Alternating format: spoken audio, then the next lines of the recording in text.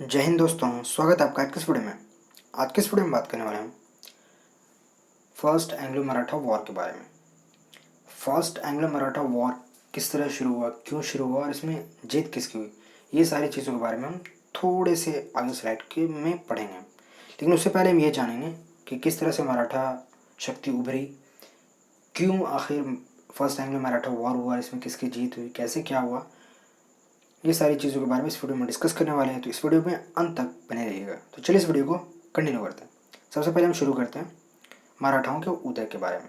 ठीक है, rise of Maratha के बारे में बात करते हैं। तो जैसे कि हम सभी को पता है, इस टाइम पे क्या हुआ था कि जिस तरह से मराठा शक्ति उभर रही थी, जिस तरह से पूरे भारत के ऊपर, क्योंकि इस वक्त मुगल शक्ति पूरी तरह से क्षीण हो चुकी थी।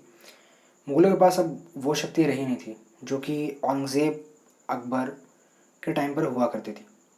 तो अब मराठा शक्ति जिस तरह से उभर रहे थे, वो उत्तर भारत का सपना देखने लगे थे।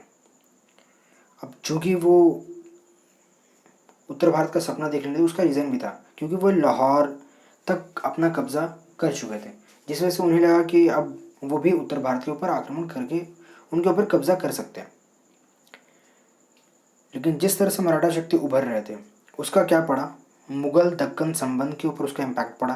क्योंकि इससे पहले जो डेक्कन जो इलाका था वो मुग़ल शासकों के अधीन आया करता था। दूसरी चीज़, मुग़लों की राजनीति के ऊपर इसका प्रभाव पड़ा। और तीसरी चीज़, ईस्ट इंडिया कंपनी।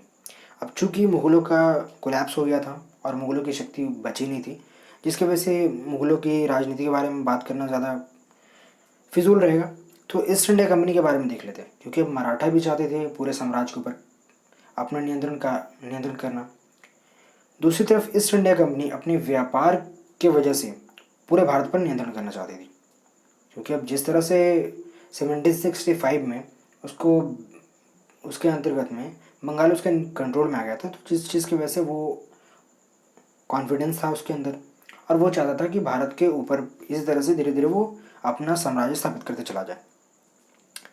इसी बीच क्या हुआ, मराठाओं के पेशवा ने पंजाब के ऊपर आक्रमण किया।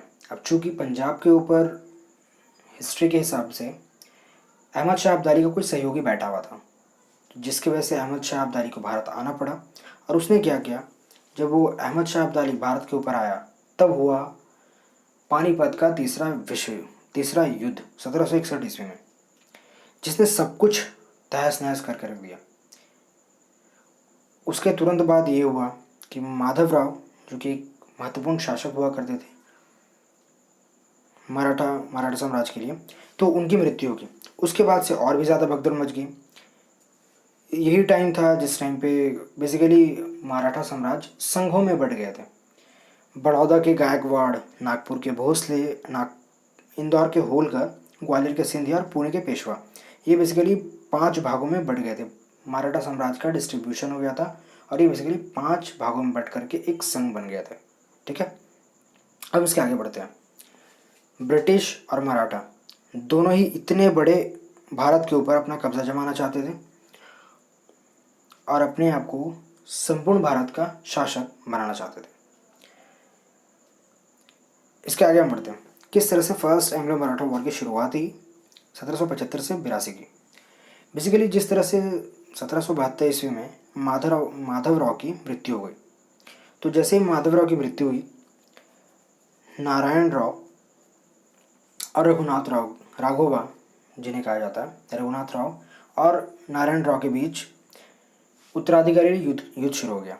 अब चूंकि रघुनाथ राव काफ़ी पहले ही पेशवा बन जाते, लेकिन हुआ यूँ कि माधवराव को पहले बना दिया गया। जब उनकी मृत्यु हुई तो फिर क्या हुआ कि नारायण राव को बना दिया गया। तो राघोबा को बहुत ज़्यादा गुस्सा आया, क्योंकि वो बेसिकली नाना साहब से काफ़ी चिढ़ते भी थे। रघुनाथ राव,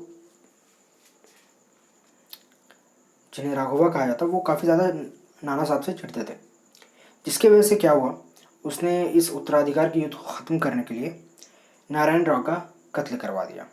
और इसके बाद कोई ऑप्शन था नहीं, जिसकी वजह से राघोबा को पेशवा बनाना पड़ा।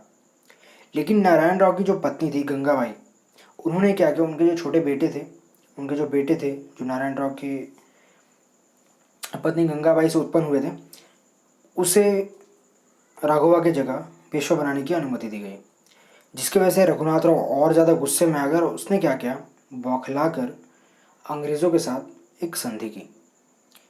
और उस संधि के हिसाब से सॉल्सेट और बेसिन क्षेत्र और इन सभी चीज़ों के अलावा जिले पर, बहराइच जिले पर रेवेन्यू का अधिकार अंग्रेज़ों को दे दिया गया। ये सारी चीज़ें मिलने के बाद अंग्रेज़ों ने इस बात का आश्वासन राघवा को दिया कि 2500 सैनिक तुम्हें दिए जाएंगे, और आखिरकार अंग्रेज़ों ने 2500 सैनिक राघवा को दे दिए। 1777 ईस्वी में जब नाना फडणवीस को ये बात पता चली तो उन्होंने क्या किया कि फ्रेंच ईस्ट इंडिया कंपनी को पश्चिम तट पर कोस्ट की मंजूरी दे दी गई। अब इसकी वजह से अंग्रेज़ भड़क गए कि ये क्या हो रहा है, ये तो ट्रीटी का अपमान है। इसकी वजह से अंग्रेज़ों ने पुणे में सेना भेजी और मराठों की तरफ से महाजी सिंधिया, जिन्हें महाजी शिंदे भी कहा जाता है, ठीक है, तो उन्होंने मराठों की तरफ से नेतृत्व संभाला और अंग्रेज़ों को 1779 ईस्वी में आत्मसमर्पण करने पर मजबूर कर दिया गया। और उसके बाद फिर वडगांव की ट्रीटी हुई और इसके अकॉर्डिंग बम्बई के जितने भी क्षेत्र थे जो अंग्रेज़ों ने हड़प लिए थे वो सभी महाजी शिंदे जी को वापस करने पड़े।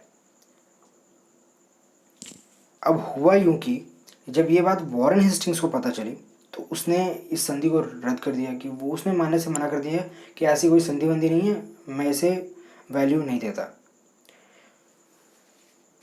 उस ट्रीटी को रद्द करने के बाद गोडार्ड, जो कि एक कमांडर था, उसके नेतृत्व में एक सेना भेजी गई फरवरी 1779 में। उसने क्या किया, फरवरी 1779 में अहमदाबाद, दिसंबर 1780 में बेसिन और फरवरी 1781 में शिंदे जी को पराजित कर दिया अंग्रेज़ों ने। और इस तरह से क्या हुआ, फर्स्ट एंग्लो मराठा वॉर की ख़त्म हुआ और इसके बाद ट्रीटी ऑफ सालबाई 1782 साइन हुई। इसमें क्या था, इस संधि ने महाजी शिंदे को जितने भी क्षेत्र अंग्रेज़ों ने कैप्चर किए थे वो उन्हें वापस लौटा दिए गए। 20 साल तक शांति समझौता कर लिया गया कि दोनों ही गुट एक दूसरे के ऊपर आक्रमण 20 साल तक नहीं करेंगे और दोनों के बीच 20 साल तक शांति बनी रहेगी। अंग्रेज़ों के पॉइंट ऑफ व्यू से इम्पोर्टेंट इसलिए था क्योंकि हैदर अली को अलग कर दिया गया था, क्योंकि उस वक्त हैदर अली मराठों का सपोर्ट चाहता था, तो मराठों को इस वजह से हरा दिया गया था ट्रीटी ऑफ सालबाई करके। अंग्रेज़ों को सॉल्सेट मिल गया, कंपनी की प्रतिष्ठा बच गई और इसके अलावा कंपनी को वित्तीय जो हानि हुई उसने वो सह लिया और उसने ये सोच लिया था कि मराठों से ये जो हानि हुई है वो मराठाओं से ही वसूलना है। तो जैसा कि हमने देख लिया ट्रीटी ऑफ सालबाई और उसका इम्पोर्टेंस कुछ खास था ही नहीं। तो आज के स्टूडियो में बस इतना ही था। अगर वीडियो आपको अच्छा लगा हो तो प्लीज़ लाइक करें, कमेंट करें, दोस्तों के साथ शेयर करें और अगर आप इस चैनल पर नए हैं तो प्लीज़ चैनल को सब्सक्राइब जरूर करें। तब तक के लिए जय हिंद, वंदे मातरम।